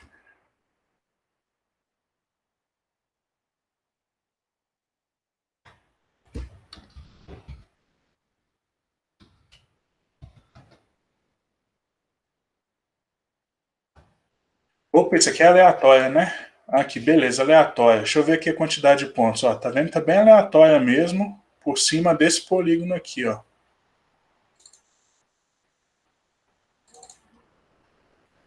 Desse polígono aí.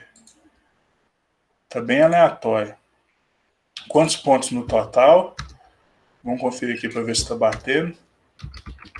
quantidade de pontos. 108, bateu certinho. Esse aqui é fácil de bater. Agora, esse aqui, deixa eu ajeitar.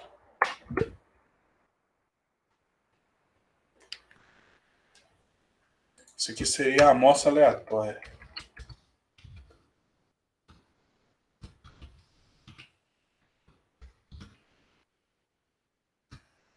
Fazer a mesma coisa aqui, só que para amostragem.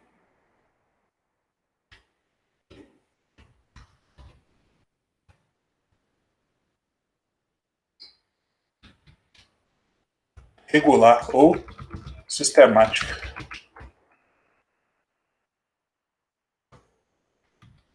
Vou colocar aqui a etapa 1, etapa 2, etapa 3, aqui a 4.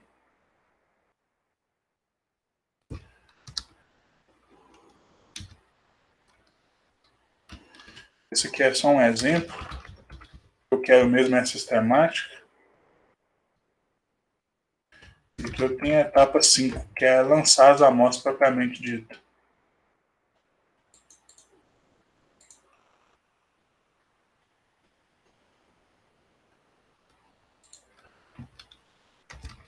ETS vai ser igual ao ME, ponto, módulo espacial, amostra, só que dessa vez aqui retangular ou regular. Polígono de entrada, esse pull buffer aqui, mesma coisa.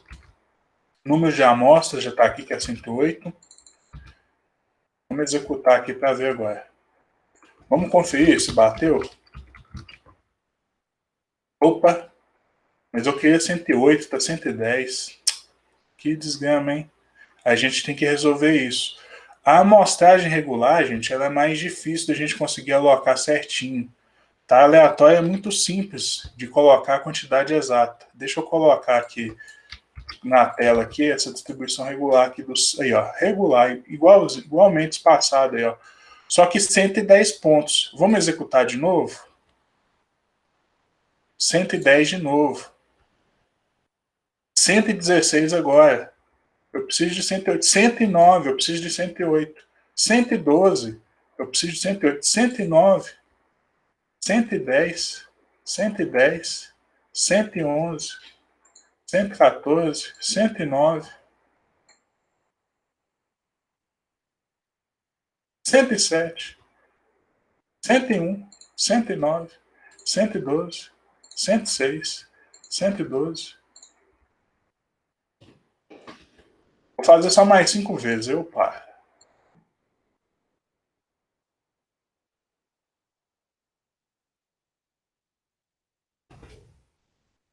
Cento e 108 parcelas alocadas. Por que, gente? Porque ele varia essa grade amostral. Aí, pelo fato de ser igualmente espaçada, é difícil a gente alocar exatamente essa mesma quantidade, tá? Mas aí o que a gente pode fazer? A gente pode criar um loop aqui, né? Enquanto a quantidade de ponto não for igual à quantidade que eu preciso, que é o número de amostras, ele vai executando, tá? Aí a gente pode fazer uns aperfeiçoamentos que eu não vou fazer aqui, que é colocar a quantidade máxima, né? Ah, tenta aí 50 vezes. Se não der, desiste, né, meu filho? Aí fica com aquela que mais se aproximou. Por exemplo, deu 107, deu 109.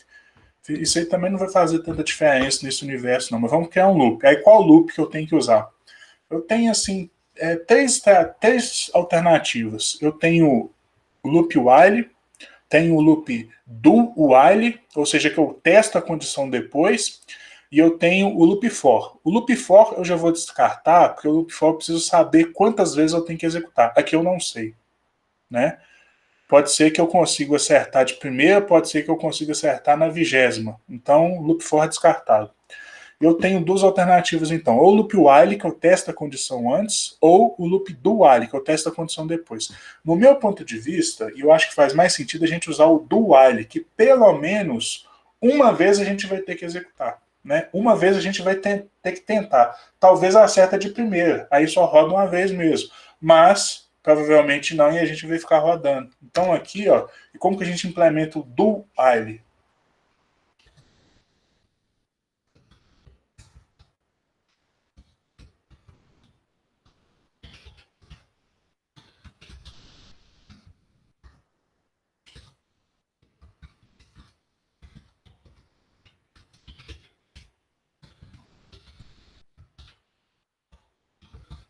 Eu vou implementar com o do while, vocês vão ver que depois eu vou implementar com o while só de curiosidade, mas o do while seria assim, ó, o while, o Python não tem, né, essa estrutura implementada, mas a gente pode fazer aqui, ó, fala true aqui, abre parênteses, abre 2 pontos, um bloco de execução, né, aí computa aqui, pede a amostra para computar a amostra PTS, e agora a gente coloca a nossa condição aqui, ó, if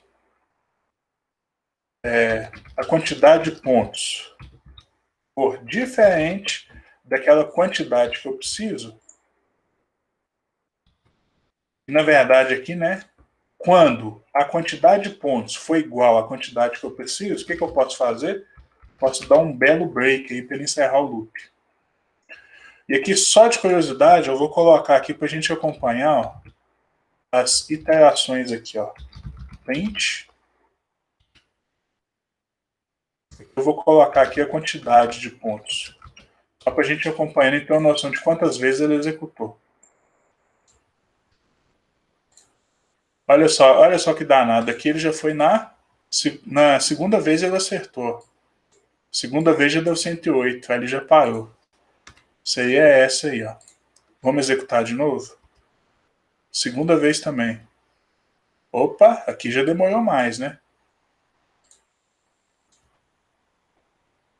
Beleza. Olha. Agora é rapidinho, né? Aqui demorou bem mais. Ó, de primeira, hein? Pode acontecer. Mas o que importa é que a quantidade final aqui, ó, depois de executar, tá lá 108. Se eu fosse implementar com o do while, com o while seria assim, ó. Eu teria que criar antes, é o que eu falei, né? Executar pelo menos uma vez. Aí aqui eu coloco o while aqui, ó. O while. Aqui não precisa desse parênteses não, tá? Tô esquecendo. O Python economiza critério. Isso. Eu ia ter que colocar assim, ó.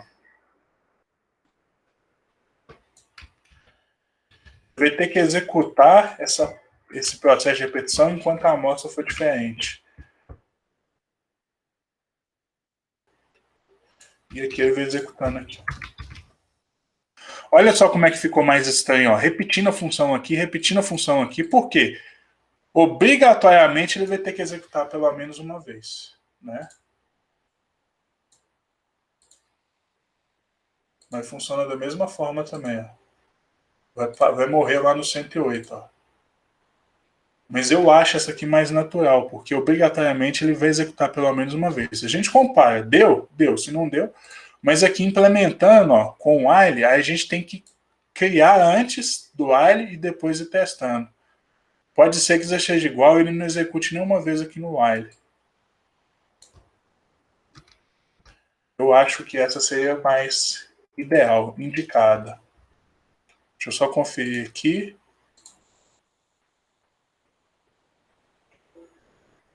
Identificar.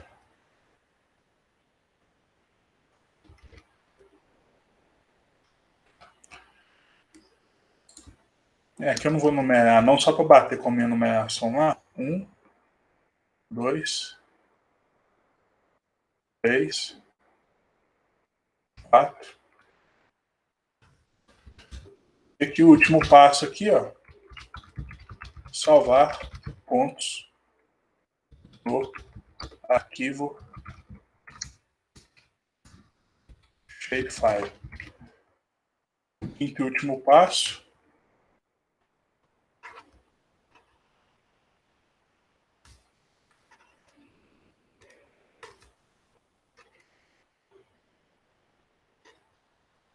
Vamos salvar, porque depois a gente quer usar isso em outro lugar. Aí para salvar, é só para fazer uma conferênciazinha aqui. Vou rodar aqui a última vez aqui, beleza. Esse é o grid amostral aí gerado. Ó. Agora vamos salvar aqui, ó, me. Ponto. Aí que eu tenho as funções aqui, ó. É o reach SHP. Aí aqui eu tenho uma lista de inputs aqui, que é meus pontos. E aqui eu tenho um output. Aí o output é isso aqui, ó. Vou até aproveitar aqui, ó. Vou chamar, inclusive, isso aqui de in_shapefile. Vou até renomear aqui para ficar melhor. Eu tenho que mudar aqui também. E deixa eu copiar aqui. Esse aqui, por exemplo, vai ser meu out. Vai ser meus pontos. Eu vou tomar cuidado aqui. Seria o polígono. Eu vou chamar isso aqui de PTS pontos de amostra. PTS amostra. E aqui eu tenho que coincidir, né? Beleza. Olha só aqui, ó. Aqui eu só tenho só polígono, né? Vou exportar aqui agora. Aí demora um pouquinho, porque são muitos pontos, né? 108. Mas já não demora tanto. Está sendo executado, já foi, né? Beleza, agora está aqui, ó, acabou de ser criado. Ah, eu esqueci de colocar. Vamos colocar o sistema de referência espacial. Ó. Deixa eu eliminar isso aqui. Eu vou executar de novo. Vou colocar o sistema de referência espacial que eu criei aqui no princípio, para ele criar aquele arquivo PRJ. Vamos executar de novo.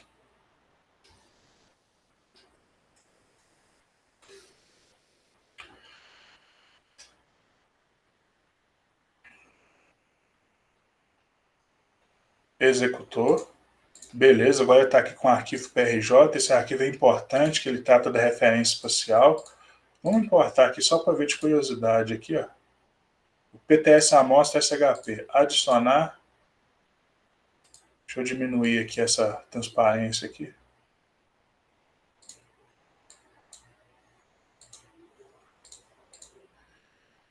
Então tá aí. Minhas amostras aí, no total aí de 108, né? Pode observar que, como eu coloquei aquela borda, nenhum vai ter infringir na borda. Ó, isso aqui parece que tá, né? Mas na verdade não tá. Ó, isso aqui. Não, não tá também não. Então aí tá 108 aí, e a distância aqui, ó. A distância de 211 metros aí. 211 metros. Beleza, a gente já está chegando aqui no final. E eu só queria chamar a atenção para um detalhe importantíssimo. Aqui a gente usou esse módulo aqui bem artesanal, tá? Essa função aqui de lançar a amostra regular ou retangular ou sistemática, isso aqui provavelmente vocês não vão achar, então podem ficar atentos aqui nessa... Cadê o código aqui, ó? Fiquem atentos aqui nessa... Cadê o código? Aqui, ó, o módulo especial. Fiquem atentos aqui nessa função aqui, então, ó. Essa aqui, ó, que ela não é... Não. Essa, de amostra aqui retangular. Ela não é tão trivial assim. E depois, ainda aliada com esse loop, aí você garante a mesma quantidade. Isso aí, às vezes, é um desafio, tá? No setor florestal, lançar essa quantidade exata. Lançar a amostra regular nem tanto, mas com essa quantidade determinada, especificada, para coincidir, para bater, geralmente a gente não encontra. Amostragem aleatória tranquilo. Importar e exportar, vocês vão ficar de olho nessa biblioteca aqui, ó. A gente, inclusive, já teve a oportunidade de usar, que é a GeoPandas. GeoPandas aí para trabalhar aí com... É o Pandas, mas só com Geo aqui, para trabalhar com feições espaciais. Aí lá tem, inclusive, a função aqui, a read.file, que você consegue ler arquivo shapefile diretamente, tá bom? Dá para ler arquivo shapefile aí diretamente. Aqui o file name aí, ó. Dá para ler e tanto escrever. Então, assim, então essas funções aqui de ler e importar, tá aí. Mas poderia usar aquela biblioteca GeoPandas.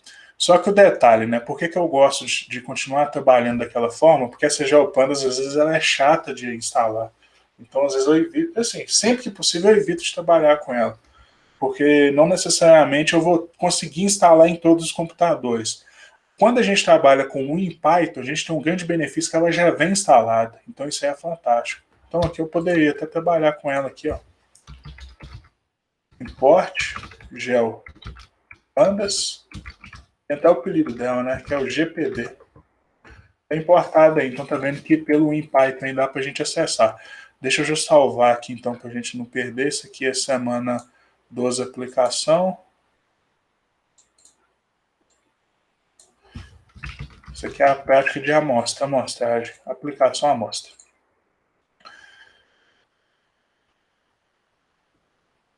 Beleza, então fiquem atentos lá na GeoPandas, mas se não tiver, pode usar aquele módulo. Não se esquecer de mudar aqui o diretório para ler certinho lá onde é que ele está. E a amostra lá está prontinha. Você pode usar depois para converter aquilo ali no arquivo GPX, para abrir no GPS, para o GPS te mandar o caminho. No mais, então é isso, gente. Muito obrigado pela atenção aí na disciplina, ao longo aí do período, tá? Espero que vocês tenham sucesso aí na carreira profissional e nas demais disciplinas do curso, porque provavelmente vocês ainda devem estar formando agora, né? Mas aí a gente se encontra em outras disciplinas ou quando retornar aí nos corredores aí da universidade. Já vou encerrando aqui a gravação, para não ficar muito longo também, que a gente já extrapolou em muito a hora de aula, mas pode ficar à vontade para fazer perguntas, tá bom?